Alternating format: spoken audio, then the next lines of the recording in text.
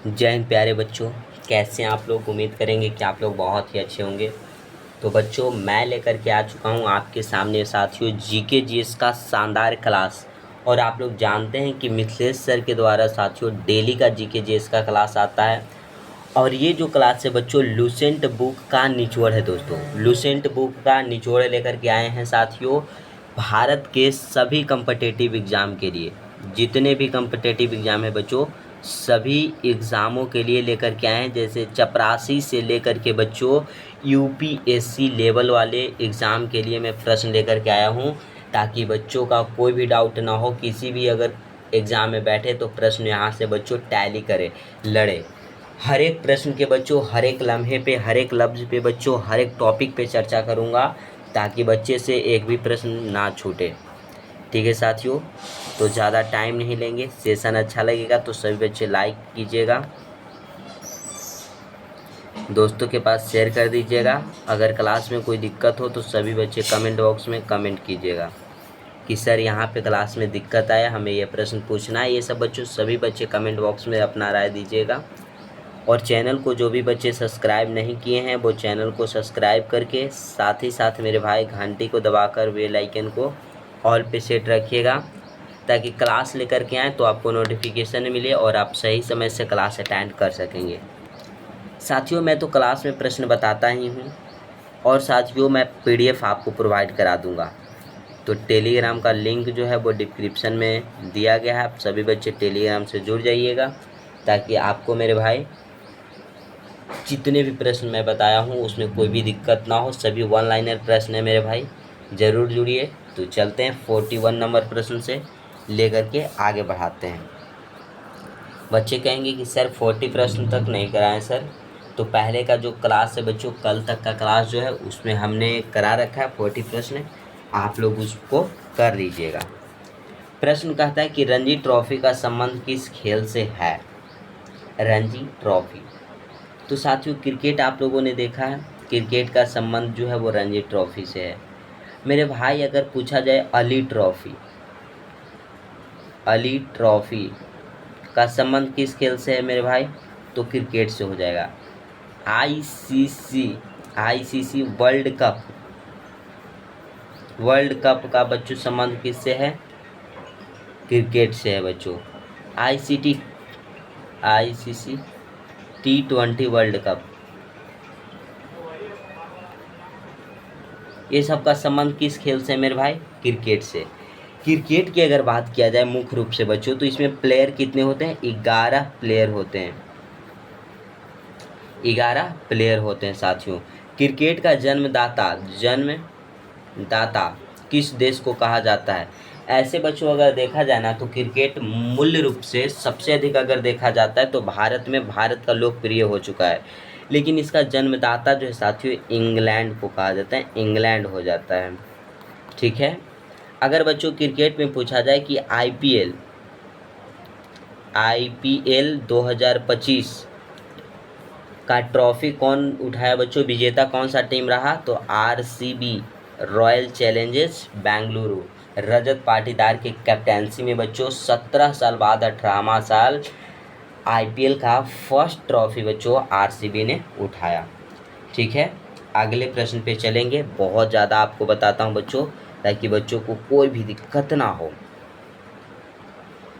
प्रश्न कहता है कि अमृतसर शहर की स्थापना किसने की। अमृतसर शहर आप लोग जानते हैं, नहीं जानते हैं बच्चों, यह पड़ता है पंजाब में। कहाँ पड़ता है दोस्त, पंजाब में। अमृतसर शहर में बच्चों एक है बच्चों जलियांवाला बाग। तो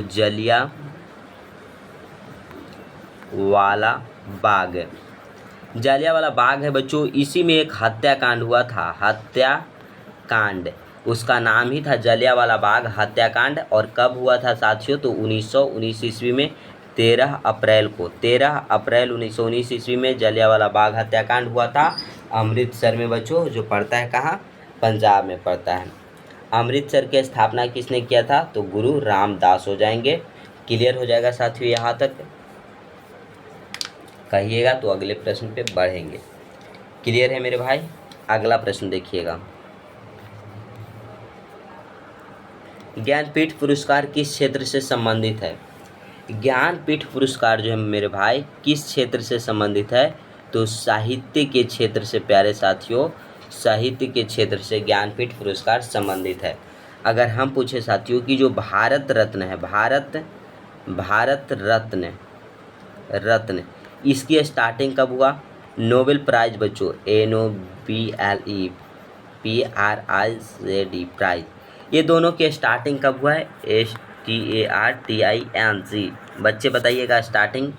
तो भारत रत्न बच्चों 1954 ईस्वी में दिया जाने लगा और नोबेल प्राइज बच्चों 1901 ईस्वी में। विश्व का सर्वोच्च प्राइज अगर पूछा जाए तो नोबेल प्राइज हो जाएगा और भारत का सर्वोच्च पुरस्कार भारत रत्न हो जाएगा। क्लियर हो जाएगा यहाँ तक। अगला प्रश्न देखिएगा, अगला क्या कहता है मेरे भाई, शेयर करते रहिएगा सभी बच्चे सेशन को। कहा जा रहा है कि भारत का सर्वोच्च खेल रत्न पुरस्कार कौन सा है? खेल रत्न पुरस्कार है बच्चों राजीव गांधी खेल रत्न पुरस्कार, लेकिन इसका नाम बदलकर बच्चों कर दिया गया है मेजर ध्यानचंद्र खेल रत्न पुरस्कार कर दिया है। ठीक है। और जो मेजर ध्यानचंद्र हैं इनको हॉकी का जादूगर कहा जाता है। हॉकी का जादूगर बच्चों, अगर पूछा जाए कि हॉकी का जादूगर किसे कहा जाता है तो मेजर ध्यानचंद्र जी को कहा जाता है। इनके जन्मदिन भी बच्चों 29 अगस्त को खेल दिवस मनाया जाता है।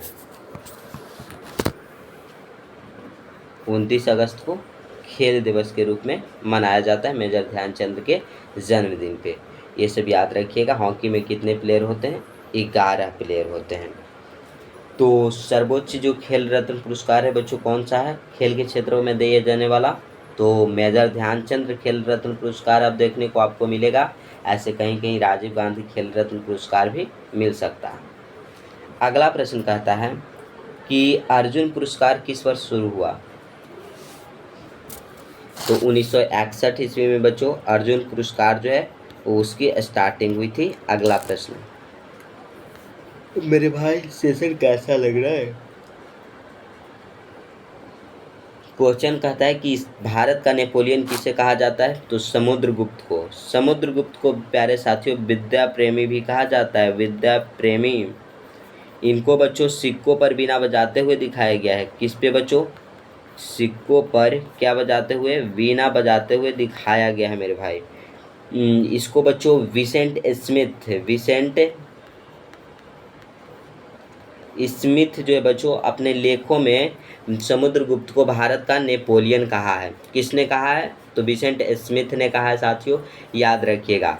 अगर ईरान का नेपोलियन पूछ दिया जाए ना कि ईरान का नेपोलियन बताइए तो नादिर शाह हो जाता है। नादिर शाह जो कि ईरान का नेपोलियन, और भारत का नेपोलियन समुद्रगुप्त हो जाएगा।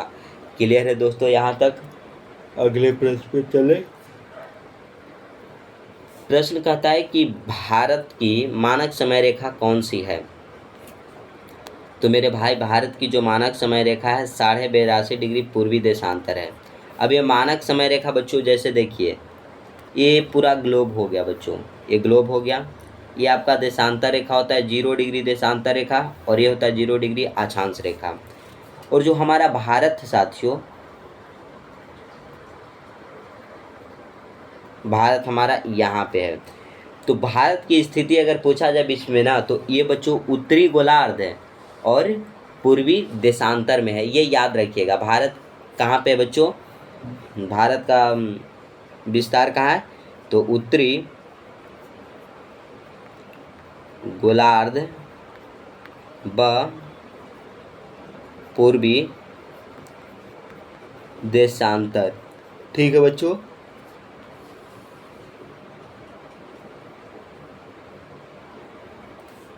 क्लियर हो जाएगा मेरे भाई, यहाँ तक क्लियर है।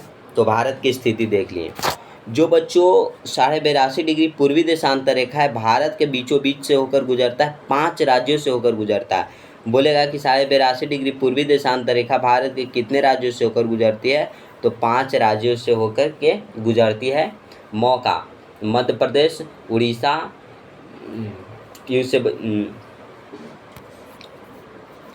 MOUCA।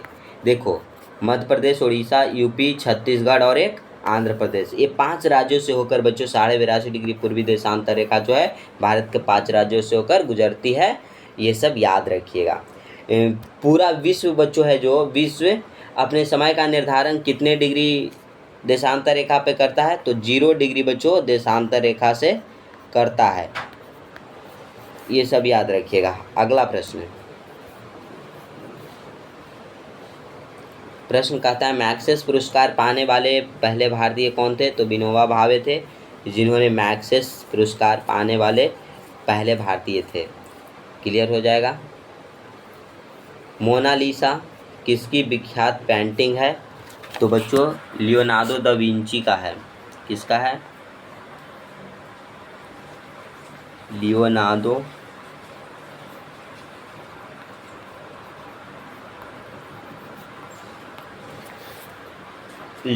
दा विंची का है बच्चों मोनालिसा, एक विख्यात पेंटिंग। अगला प्रश्न देखिएगा। देखिए यहाँ पे आंसर था, कोई दिक्कत नहीं है। स्वांग किस राज्य की लोक नृत्य है, तो ये हरियाणा की लोक नृत्य हो जाएगा बच्चों, हरियाणा का चंडीगढ़। कोई विधेयक धन विधेयक है या नहीं, इसका फैसला कौन करता है, तो लोकसभा अध्यक्ष करता है। कौन करता है दोस्त, लोकसभा अध्यक्ष करता है। अगला प्रश्न, अंतिम मुगल सम्राट कौन था, तो बहादुर शाह जफर द्वितीय जो था अंतिम मुगल सम्राट था। तंबाकू पर पूरी तरह प्रतिबंध लगाने वाला विश्व का पहला देश कौन सा है, तो भूटान, जिसकी राजधानी बच्चों थिम्पू। मुद्रा है इसका नगुल ट्रम। मुद्रा क्या है बच्चों, नगुल ट्रम।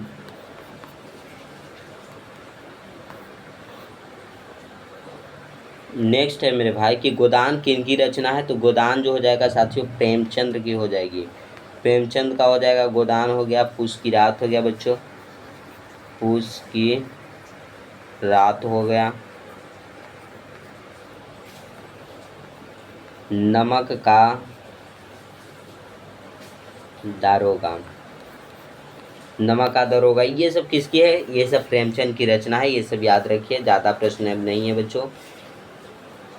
क्लोरोफिल का खनिज घटक क्या है, मैग्नीशियम। क्लोरोफिल का रंग कैसा होता है बच्चों, हरा होता है, जो कि सूर्य के प्रकाश की उपस्थिति में पेड़ पौधे क्या बनाते हैं, तो बच्चों CO2 प्लस H2O बच्चों लेते हैं, और जिसे सनलाइट की उपस्थिति में C6H12O6 प्लस CO2 छोड़ते हैं। ये सब बनाते हैं बच्चों, याद रखिएगा, प्रकाश संश्लेषण की क्रिया द्वारा। LPG गैस में क्या होता है, ब्यूटेन होता है, जिसका फॉर्मूला होता है बच्चों C4H10 होता है। नेक्स्ट आता है कि अमरकंटक किस नदी का उद्गम स्थान है, तो नर्मदा नदी का उद्गम स्थल बच्चों अमरकंटक हो जाएगा। किसे सर्वप्रथम अशोक के अभिलेखों को पढ़ा, तो जेम्स प्रिसेप ने बच्चों 1850 ईस्वी में अशोक के अभिलेखों को पढ़ा। अशोक के अभिलेखों की खोज किसने किया बच्चों, तो टीफे थेलर ने इसकी खोज की, जो कि 1737 ईस्वी में किया था। याद रहेगा। अगला प्रश्न,